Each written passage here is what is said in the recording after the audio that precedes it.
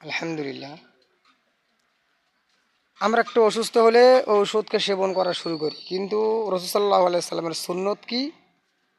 মানুষ অসুস্থ হওয়ার সাথে সাথে আল্লাহ রাস্তায় কিছু সদকা করা, এরপর 2 রাকাত নফল নামাজ পড়া।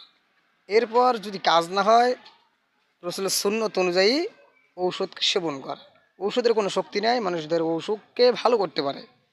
আমাদের ওষুধকে অসুস্থতাকে ভালো করতে চাই, তাহলে সর্বপ্রথম আমাদেরকে সূরা ফাতিহা পড়ে, যদি কারো যত রোগ থাকুক না কেন, সমস্ত অসুস্থতার সুস্থ করার জন্য সূরা ফাতিহা পড়ে পানিতে ফু দিয়ে যদি কোনো ব্যক্তি পান করতে পারে, তাহলে তার অসুখটা ভালো হয়ে যাবে। আর রাসূল সাল্লাল্লাহু আলাইহি সাল্লামের কাছে যদি কোনো ব্যক্তি আসতো অসুস্থতা নিয়ে, তো রাসূল সাল্লাল্লাহু আলাইহি সাল্লাম বলতেন যে তোমরা কি করো, মধু পান করো। যদি মধু পান করতে পারো, তোর হাজার রোগের সেবা হয়ে যাবে।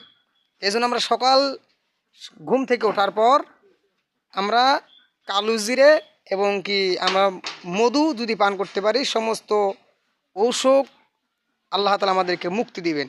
শুধুমাত্র মৃত্যু ব্যতীত সমস্ত অসুস্থতার শিফা হচ্ছে কি আমাদের যে মধু। আর আমরা হালাল মধু পাচ্ছি না, ভালো মধু পাচ্ছি না, সেই মধুর মধ্যে মিশ্রিত চিনি এগুলোকে বানিয়ে ভারী করে মধুর সাথে মিশ্রিত করা হয়।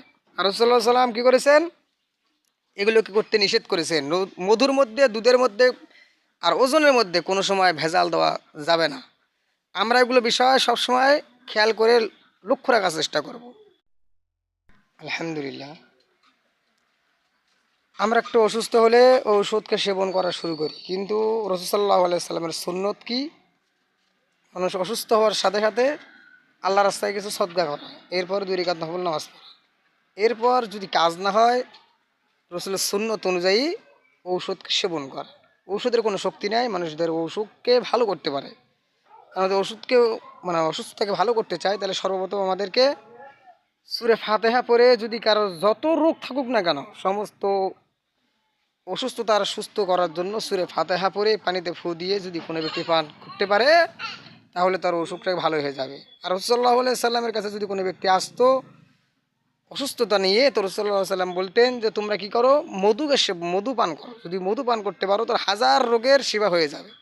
এই জন্য আমরা সকাল ঘুম থেকে ওঠার পর আমরা কালো জিরে এবং কি আমরা মধু যদি পান করতে পারি, সমস্ত ঔষধ আল্লাহ তাআলা আমাদেরকে মুক্তি দিবেন।